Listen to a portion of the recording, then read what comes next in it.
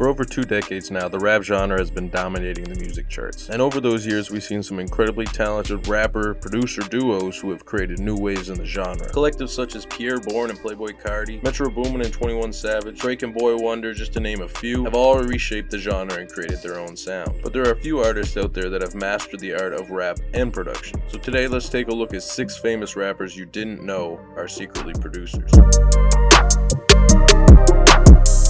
Earl Sweatshirt rose to fame as one of the founding members of the rap collective Odd Future, which includes members such as Domo Genesis, Jasper, Frank Ocean, and of course, Tyler the Creator. The collective was a true pioneer of internet rap and grew their fan base through social media platforms such as MySpace and Tumblr. Throughout the early 2010s, Earl dropped 3 major albums that would set his name in stone as one of the fan favorites from the collective. Songs like Chum, Sunday, and Solon's EP all became staples in Earl's collection of music and was widely regarded as some of his best produced tracks. But a lot of people are asking themselves, who was making these beats? When you check his Genius page, the producer that is credited goes by Random Black Dude, which eventually people did figure out was Earl himself. And it's pretty amazing how they found out, because Earl was literally going out of his way to make it seem like it wasn't him. Earl was actually responsible for producing a large majority of his own music, and even has production credits for Mac Miller on tracks like New Faces Volume 2 and The Star Rooms. Today, Earl has taken a huge shift in his style of music and is still self-producing some tracks off his latest albums, but he does collaborate heavily with other producers such as The Alchemist and Black Noise. Creatively, he's on a huge upward spiral, and it's really great to see him achieve this kind of success. Oh, and he did produce East. Double back when you got it made, 30 racks of weed, no fat in the collard greens. Mac Miller really doesn't need much of an introduction. Rising to fame in the early 2010s with albums such as Kids, Best Day Ever, and Watching Movies with the Sound Off, it was clear from the beginning Mac was going to be a star. But not only was he good on the mic, he was also a super talented producer and had been producing a lot of his own tracks under the name Larry Fisherman. He was responsible for 3/4 of the production off one of Mac's biggest records, Faces, and was also producing tracks for other artists such as SZA, JID, Earl Sweatshirt, and surprisingly even Riff Raff.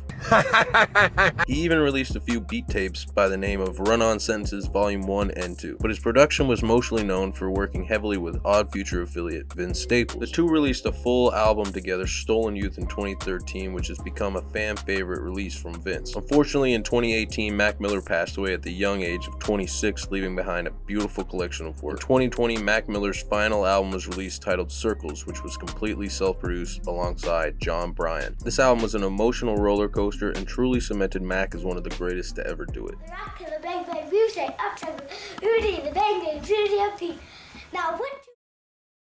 MF Doom is highly regarded as one of the greatest MCs of all time, and there is absolutely no denying his impact on the current state of hip-hop. Before Doom became Doom, he was a part of the hip-hop collective called KMD, going under the name Zev Love X alongside his brother DJ Subrock. The collective released one studio album in 1991 called Mr. Hood, and planned to follow it up in 1993 with the album Black Bastards, but Elektra Records dropped them from the label and refused to release the album as the album cover was seen as too offensive for the time. Unfortunately, in 1993, Doom's brother DJ Subrock passed away, and the group was left in a standstill. After the passing of his brother, Doom continued on with his music career, and that is when MF Doom was born. Doom always had a knack for production during the KMD days, but he really dove into production headfirst once he went solo. For a producer name, he started going by Middle Fingers, which is what MF and MF Doom stands for, if you didn't know. And that's not even close to his only alter ego. He would entirely self-produce his debut album, Operation Doomsday, and would go on to produce arguably his biggest record, Food. After his tragic death in 2020, it's amazing to look back at the influence he had on the game. He was a true pioneer, and his legacy will live on through these projects for the rest of time. The supervillain Doom. Ho, ho, ho. Suicide Boys are a rap collective from New Orleans consisting of Scrim and Ruby Da Cherry. Taking a huge influence from the 90s Memphis style of rap, a little too much some might say, the collective brought a more dark feeling to the subgenre with fast engaging lyrics and more radical production. What a lot of people don't know is the mastermind behind their production is actually a member of the group. Scrim is responsible for a lot of the early Suicide Boys tracks such as Kill Yourself Part 3, Southside Suicide, and Paris. Tell me what you know. Buy the motherfucker out the bottom with a gold grill, gleam and make audio.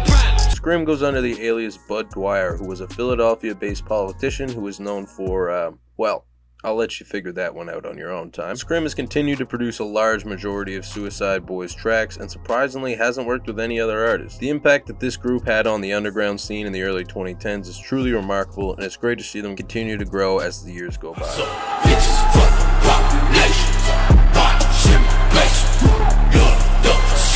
Now, I wouldn't necessarily say Eminem was a secret producer. A lot of people know that he was responsible for a lot of his own production alongside Dr. Dre, but I don't think a lot of people know how many songs Slim Shady actually was responsible for. So here's a list.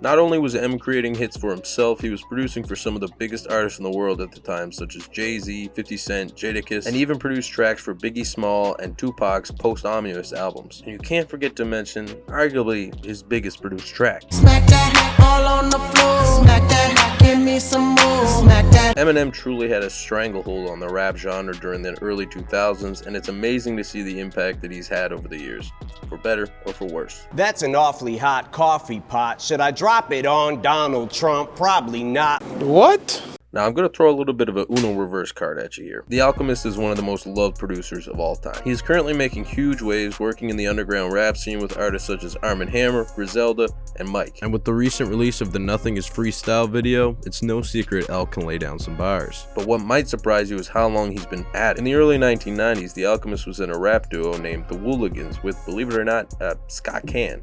Yeah, the dude from Hawaii Five-0. I have a daughter. The two actually got some pretty big attention back in the day, releasing a few demo tapes with Quincy Jones, and were actually a part of the Cypress Hill collective Soul Assassins. In '94, the group disbanded and Scott moved into acting while Al continued to work on his craft as an MC and producer. He collabed heavily with many different artists in the LA scene throughout the early 2010s, both supplying lyrics and production. The man is now regarded as one of the best to ever do it, and is now working with some of the biggest artists in the world such as Kendrick Lamar, Travis Scott, and Schoolboy Q. His work ethic and his drive is unmatched, and his production continues to elevate with every collaboration he does.